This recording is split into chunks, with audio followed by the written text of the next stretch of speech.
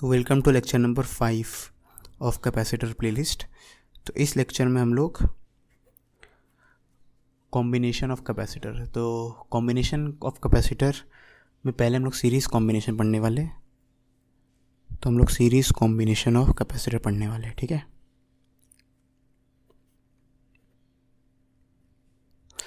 ना। ओके, सबसे पहले कैपेसिटर के लिए सिंबल यूज़ करते हैं हम लोग। सिंबल अभी तक मैंने बताया नहीं है। तो दुनिया में कोई भी कैपेसिटर हो उसका सिंबल ये होता है।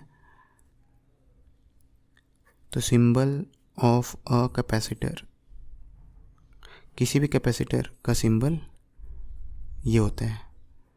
दो लाइंस के लो, छोटे छोटे lines parallel to each other, इसको बोलते हैं कैपेसिटेंस। ठीक है, तो जो भी इसका कैपेसिटेंस का वैल्यू यहाँ पे लिख दो। जस्ट लाइक किसी भी रजिस्टर का सिंबल ऐसा होता है ना, जैसे किसी दुनिया में कोई भी रजिस्टर हो, किसी भी शेप का हो, सिंबल तो उसका वैसा होता है। वैसे कोई भी कैपेसिटर हो, सिलेंड्रिकल हो, पैरेलल प्लेट हो, स्फेरिकल हो, सबके लिए सिंबल ये वाला यूज़ होता है। ठीक है, तो जब सीरीज़ कॉम्बिनेशन ऑफ कैपेसिटर की हम लोग बात कर रहे हैं तो आपके पास दो पॉइंट्स है ए और बी।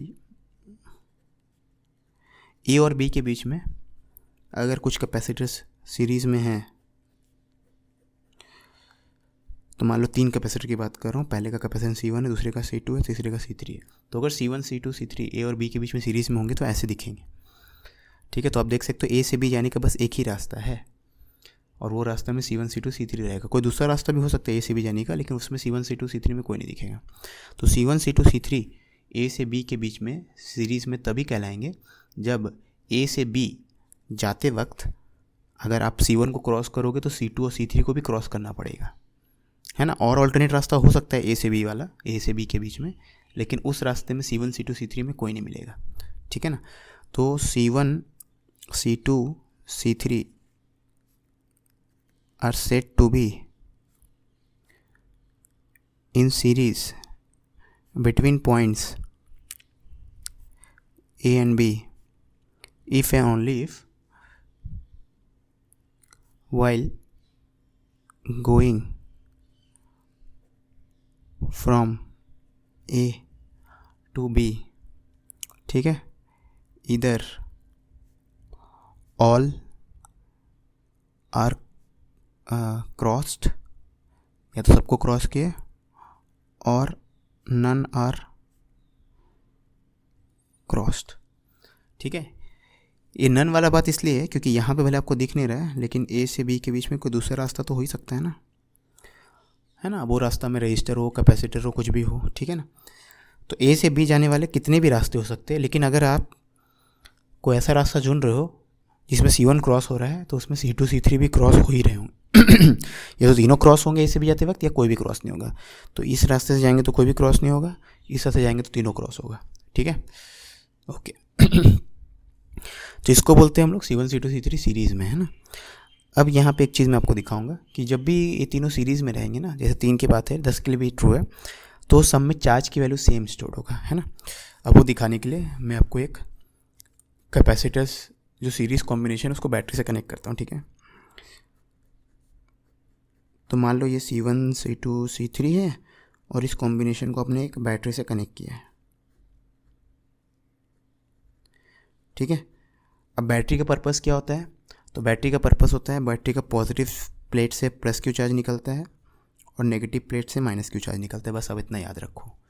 ठीक है, तो इतना, इससे ज़्यादा जानने की ज़रूरत नहीं। इससे ज़्यादा बैटरी के बारे में हम लोग नेक्स्ट लेक्चर में पढ़ेंगे। अभी के लिए बैटरी के प्लस वाले से प्लस क्यू चार्ज निकलेगा, माइनस वाले से माइनस क्यू चार्ज निकलेगा। ठीक है ना। तो ये प्लस क्यू यहाँ जाएगा, इस प्लेट में जाके जमा हो जाएगा, क्योंकि इसको आगे जाने के लिए रास्ता नहीं है, तो वैक्यूम है ना बीच में। ठीक है, ओके, वैक्यूम बोलो या कोई डायलैक्ट्रिक बोल दो, है ना। डायलैक्ट्रिक आगे पढ़ेंगे, अभी के लिए तो वैक्यूम मान लो। ठीक है, ओके। वैसे ये माइनस क्यू जाएगा, यहाँ जाके जमा हो जाएगा, है ना, इस प्लेट में। ठीक है, अब क्योंकि एक कैपेसिटर है और कैपेसिटर में हमेशा एक कंडक्टर में जितना नेगेटिव में चार्ज होता है दूसरे में उतना ही पॉजिटिव में चार्ज होता है, तो यहाँ प्लस क्यू आ जाएगा, होना ही पड़ेगा। ठीक है, ओके। वैसे ही ये प्लस क्यू है तो यहाँ पे माइनस क्यू हो जाएगा, है ना। अब आप इसके बारे में सोचो, ये प्लेट और ये प्लेट और ये लाइन, ये क्या एक आइसोलेटेड सिस्टम है। आइसोलेटेड मतलब पूरे दुनिया में कोई भी इसके कॉन्टैक्ट में नहीं है, और कॉन्टैक्ट में नहीं तो इसका चार्ज हमेशा कॉन्स्टेंट रहेगा। तो शुरू में मान लेते इसमें कोई चार्ज नहीं था, अभी भी कोई चार्ज नहीं होना चाहिए। तो अगर इस प्लेट में माइनस क्यू दिख रहा है तो इस प्लेट में प्लस क्यू दिखना चाहिए, है ना। फिर से एक कैपेसिटर है तो यहाँ प्लस क्यू तो यहाँ माइनस क्यू होना चाहिए।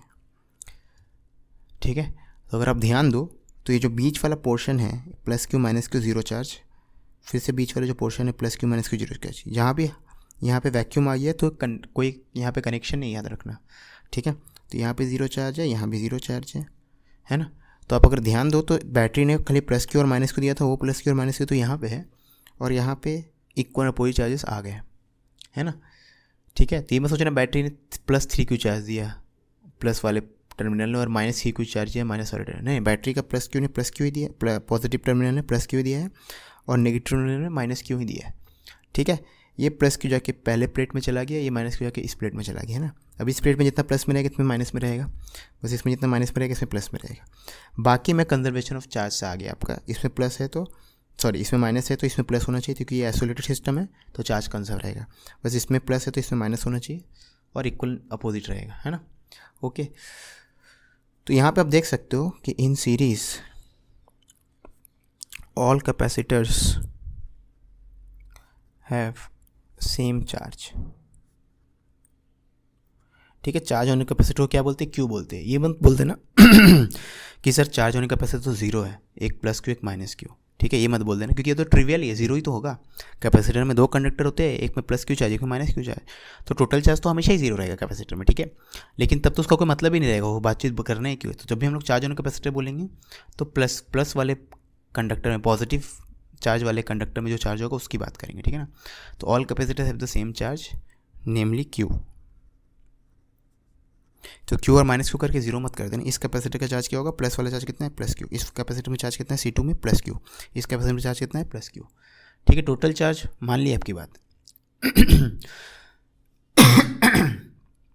सॉरी, टोटल चार्ज ज़ीरो होगा C1 में, ठीक है। लेकिन जब भी हम लोग चार्ज ऑन कैपेसिटर बोलते हैं तो उसमें कितना पॉजिटिव वाला पार्ट है, पॉजिटिव चार्ज है, उसकी बात करते हैं, ठीक है, ओके। तो सीरीज़ वाले कैपेसिटर में सब में चार्ज क्या होगा, सेम होगा, है ना, ओके।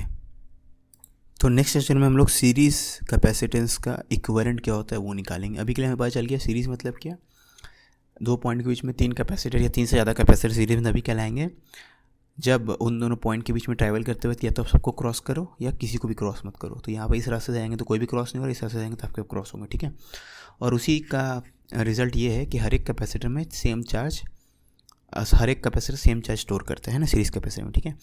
नेक्स्ट लेक्चर में हम लोग सीरीज़ कैपेसिटर का इक्विवेलेंट क्या होता है और उसका मतलब क्या होता है वो सब समझेंगे। आप कुछ भूल रहे हो। ईमानदारी से बताना, करना है नहीं करना, करना है तो करो ना भाई, क्यों नहीं कर रहे।